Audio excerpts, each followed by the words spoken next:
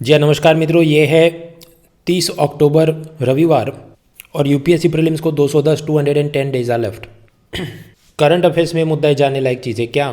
तो Indian Express Ahmedabad edition page 1, 2, 3, 4 पर advertisement, 5 पे भी एडवर्टाइजमेंट, 6 पे भी advertisement, page 7 uniform civil code समान नागरिक संहिता यूसीसी, मतलब ये हिंदू मुस्लिम क्रिश्चियन ये अलग अलग धर्म के सभी लोगों के लिए मैरिज, डाइवोर्स, एडॉप्शन, इनहेरिटेंस, बच्चा गोद में लेना, विरासत में जो संपत्ति आए उसे मिलेगी कि नहीं, वगैरह चीज़ें, उसके कानून एक समान होने चाहिए।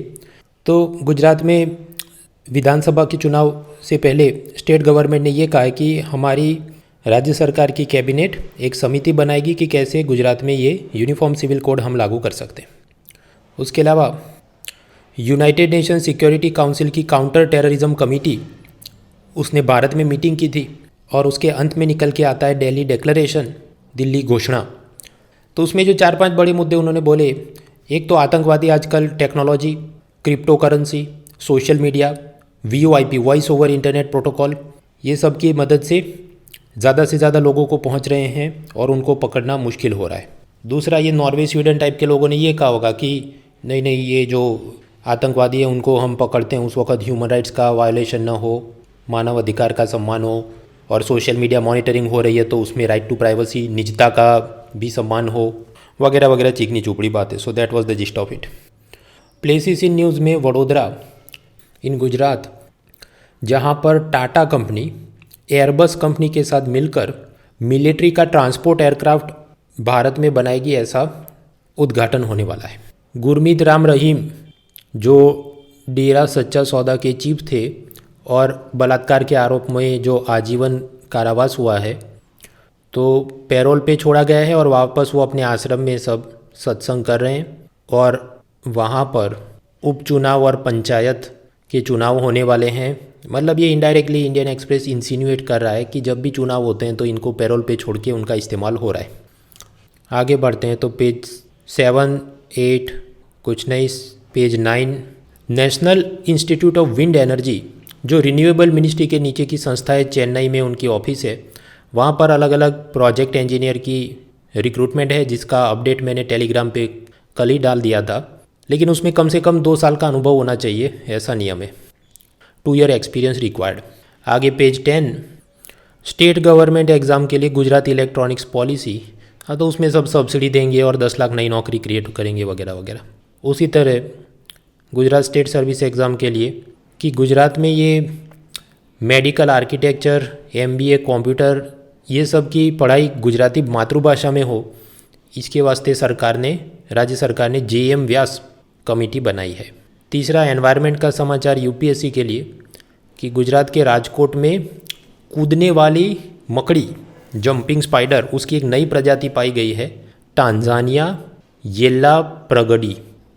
और ये येल्ला प्रगड़ा सुब्बाराव एक बायोकेमिस्ट थे भारत के, उनके नाम पर इस मकड़ी की प्रजाति को ये नाम दिया गया है, न्यू स्पाइडर स्पीसीज।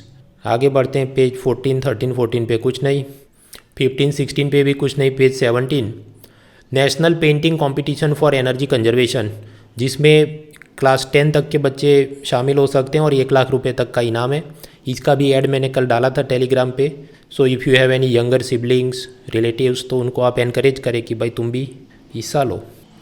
पेज 18 वो यूक्रेन में जो लोग MBBS करने गए थे उनको क्या दिक्कतें आ रही हैं, उसकी बड़ी सी चीज़, लेकिन एग्ज़ाम पॉइंट ऑफ व्यू से हम पहले ही वो मामला समझ चुके। पेज 19 कॉलम्स, अब उसमें एक है पे पैरिटी इन वीमेन स्पोर्ट्स।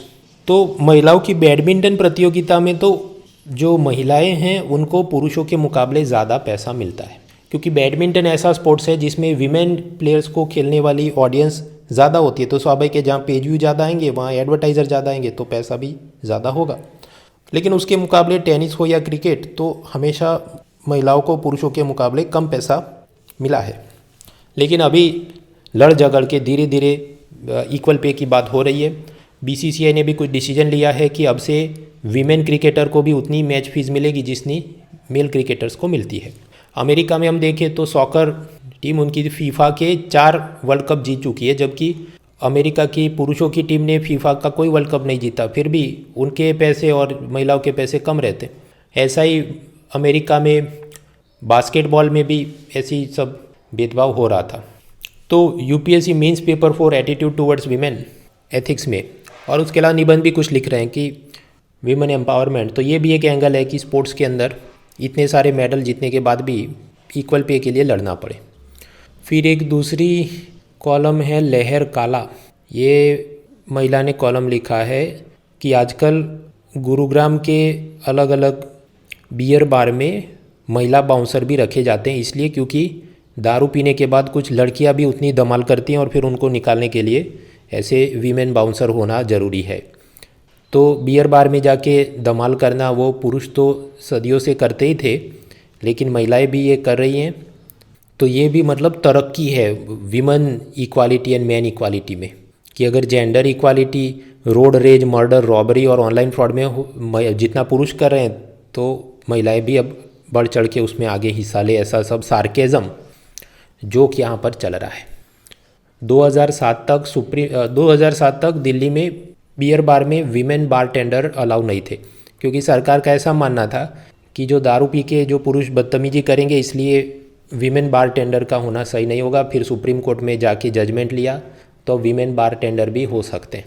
अब आप कहें ये सब किधर काम का है? काम का इसे कि it helps you cultivate the vocabulary. For example, अगर आपको इतना लिखना हो कि शराबी पुरुषों के चलते महिलाएं सुरक्षित नहीं हैं, women are not safe because of drunkard man, इसको आप और बेहतर कैसे लिख सकते हैं? Women are not safe because of lecherous intoxicated man, व्यभिचारी छेड़खानी करने वाले शराबी लोग पुरुषों के चलते वो सुरक्षित नहीं। तो हमारे पास दो नए वर्ड्स आते हैं, लेचरस एंड दूसरा आया इंटॉक्सिकेटेड। तो आपके पास जितने समानार्थी शब्द ज़्यादा होंगे, वोकेबुलरी आपकी बड़ी होगी, तो आप अच्छे से चीज़ों को लिख सकते हैं। वो दूसरों से आपके जवाब को थोड़ा अलग बनाता है। ड्रंकार्ड तो सब बोलते हैं, हाँ तो अपन लेचरस एंड इंटॉक्सिकेटेड। तो ये ऐसा ये एक दिन में नहीं आ जाएगा, ये आप रोज़ कुछ ना कुछ थोड़ा थोड़ा पढ़ते हैं over the period of time, it will help you. क्योंकि आप जो रोज़ पढ़ते हैं वो क्या है, करंट अफेयर्स की PDF फाइल, ये सब नोट्स, लेकिन ये ज़्यादातर चीज़ें ऐसी हैं जो कॉम्पिटिटिव एग्ज़ाम के कंटेंट राइटर लिखते हैं, तो उनकी वोकेबुलरी और उनके लिखने का एक अपना बन गया है। उसके अलग हिस्से से आप कैसे बना सकते हैं? इससे पहले भी मैंने आपको अभी जो कॉलम बताई मैन और वीमेन की स्पोर्ट्स पेमेंट के बारे में, वो भी ऐसा है। थोड़ा लीक से हट के आप पढ़ेंगे तो आपकी वो आर्टिकुलेशन स्किल को बेहतर करता है। Page 20 ethics case study. Kannauj में झाड़ियों में एक लड़की घायल पड़ी थी, तो जो राह चलते लोग हैं उसने उसे मदद करनी चाहिए, हॉस्पिटल या पुलिस थाने तक पहुंचाने चाहिए। उसकी जगह 20 लोग उसका MMS बनाना शुरू कर दिया। फिर एक कोई भला इंसान था, वो उसे हॉस्पिटल ले गया। अब ये जो पूरे सोशल मीडिया में क्लिप्स वायरल हुए हैं, तो पुलिस ने 20 अज्ञात लोगों के खिलाफ FIR दर्ज की है, दो कारण से। एक, ये लड़की नाबालिग थी, माइनर, तो उसके ऐसे MMS बना के आप डालें, वो घायल है और पड़ी और वो मदद की भीख मांग रही है, और आप उसका सब वीडियो बना के डालते हैं, तो वो उसकी IPC के अलग अलग धाराओं में जुर्म है कि disclosure of identity of the victim, और दूसरा वॉयरिज्म, मतलब ये महिलाओं के ऐसे सब पीपिंग टॉम टाइप के वीडियो बनाना। खैर, इसमें समझना ये है कि suppose you are an IPS officer of this city और आपको ऐसा सब दिखता है कि लोग मदद करने की जगह वीडियो बना के सर्कुलेट करते हैं, चाहे कोई एक्सीडेंट हुआ है, कोई पानी में डूब रहा है, किसी को सांप ने काट लिया, तो आप क्या करेंगे? एक होगा शॉर्ट टर्म प्रायोरिटी कि जो भी ये कर रहा है उनके खिलाफ कुछ पुलिस एक्शन हो। पहले तो सोशल मीडिया से आइडेंटिफाई करो कौन कौन लोग थे जिन्होंने क्लिप्स अपलोड किए थे, और उनका सब नेम देम शेम देम जरा किस्सा बनाया जाए।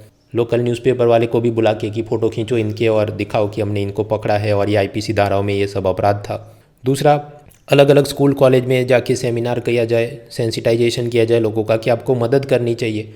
इसमें भी वो सब धर्मगुरु, कम्युनिटी लीडर्स, कास्ट लीडर, इन सब की भी मदद ली जाए।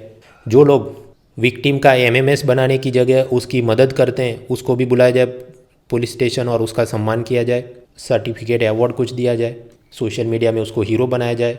आपके जो सिटी एरिया है वहाँ जो कोई लोकल सेलिब्रिटी हो उसके द्वारा उस व्यक्ति को सर्टिफिकेट दिया जाए और उसके सोशल मीडिया में भी चढ़ाया जाए, ताकि और माहौल बने कि हाँ हाँ हम भी सेलिब्रिटी से मिल सकते हैं किसी की मदद करके, वगैरह वगैरह। अभी इसमें कुछ बाबू सोना टाइप होंगे, वो ऐसा भी सजेशन लिखेंगे, नेशनल कमीशन ऑफ वीमेन को मैं इस मामले के बारे में लिख दूंगा। तो भाई तुम IPS ऑफिसर और तुम्हारे सिटी में हो रहा है तो तुम्हारी जिम्मेदारी है वो सबको प्रोटेक्ट करनी। आप जाके नेशनल कमीशन ऑफ वुमेन के लिखेंगे तो इसमें आपकी बहादुरी क्या है? आपको खुद फिक्स करना है अपने सिटी का प्रॉब्लम।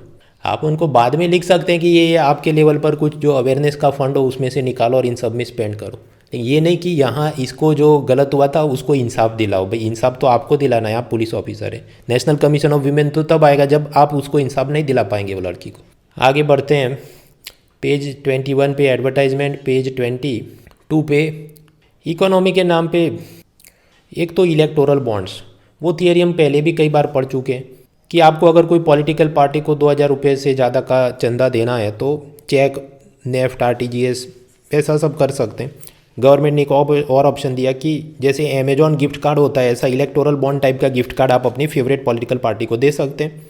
लेकिन उसमें कुछ शर्त होती है कि वो पॉलिटिकल पार्टी ने पहले तो रिप्रेजेंटेशन ऑफ पीपल्स एक्ट में रजिस्टर करना होना चाहिए और पिछले लोकसभा या विधानसभा चुनाव में जितने भी वोट पड़े थे उसका कम से कम 1% उसको मिला होना चाहिए, ताकि साबित हो कि वो एक सीरियस पॉलिटिकल पार्टी और उसको चंदा जा रहा है।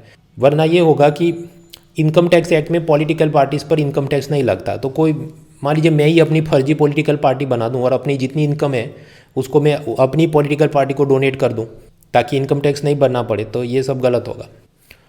इलॉन मस्क, उसने वो ट्विटर के अंदर सीईओ को हटा दिया और ये सब खेल चल रहे हैं, कुछ अभी काम का नहीं, बड़ा होगा तब देखेंगे। मित्रों, सोशल मीडिया पर गाइडलाइंस के नाम पे इंडियन एक्सप्रेस को ज़रूरत से ज़्यादा प्यार है तो उसकी कुछ ना कुछ समाचार बॉल बाय बॉल कॉमेडी चलती है। भाई फाइनल कुछ डिसीजन आने दो तब देखेंगे। पेज 23, 24 स्पोर्ट्स वगैरह के समाचार काम के नहीं। पेज 25, कुछ दिन पहले याद करो इंडोनेशिया में फुटबॉल मैदान में भगदड़ मची थी, 125 लोग मरे थे।